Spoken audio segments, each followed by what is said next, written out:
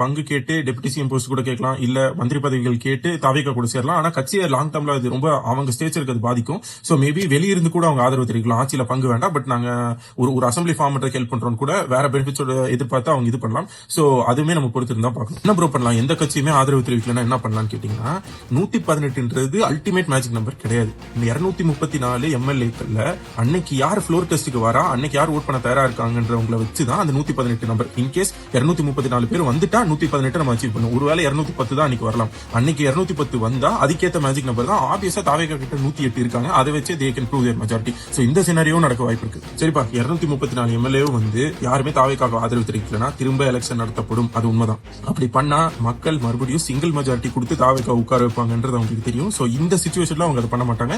Maybe ஒரு 1 or 2 years கழிச்சு இந்த ஆட்சியில ஏதாவது குறைகள் கண்டுபிடிச்சு அதுக்கப்புறம் ஃப்ளோர் டெஸ்ட் கொண்டு வந்தா அவங்களுக்கு அது ஒரு சாதகமா இருக்கும். சோ டெஃபினட்டா ஜோசப் விஜய் முதல்வராவது உறுதி, தாவேகா ஆட்சி அமைப்பது உறுதி எல்லா சினாரியோஸ்லயும். சோ கான்பிடென்டா இருங்க.